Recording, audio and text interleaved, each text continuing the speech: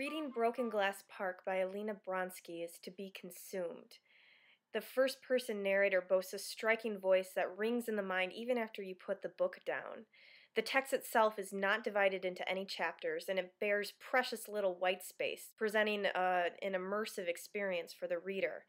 It is vivid, and at 221 pages, it is relatively brief. I finished the novel in a breathless weekend. Now, Alina Bronsky is not the actual name of this author. It's actually a pseudonym used by her, a woman who immigrated from Russia to Germany in her early teens, just like the narrator of this, her debut novel, which was published in 2008. Tim Mohr brings us the English version, which was published by Europa Editions earlier this year. The striking voice of Broken Glass Park belongs to Sasha, a fiercely intelligent 17-year-old living in the housing projects of Berlin. Sasha's mother has recently been murdered by her stepfather, a horrific event that happened on the threshold of her apartment while Sasha and her two younger siblings watched. The fact of this event is clear from the early pages of the novel, but the details of it never cohere at once. It's as if Sasha, our first-person narrator, can only see it in fragments, never more than a shard of it at a time.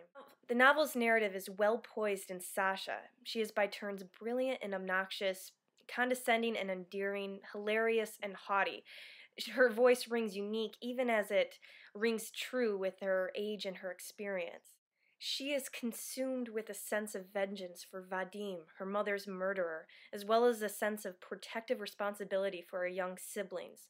Most of all, she is wakeful and alert as she swims her way through the strange aftermath of tragedy. She finds her way into an uneasy simultaneity of confrontation and connection with those she meets along the way.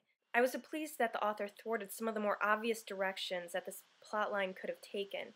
For example, at one point, Sasha finds herself in a sense of relative safety in the home of a kind and well-off newspaper editor and his wired teenage son.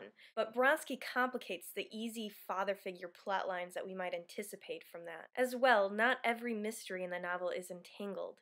We never know exactly, for example, how this newspaper editor knew Sasha's mother. I also enjoyed how Bronsky works with the fact that Sasha and her family are Russian immigrants in Germany. This is not merely a detail placed in Sasha's backstory. The sense of foreignness is threaded throughout the novel. We see it erupt, for example, in Sasha's interactions with other young people in her neighborhood, or in how Sasha, easily fluent in many languages, both mocks and translates for the people who never learned German.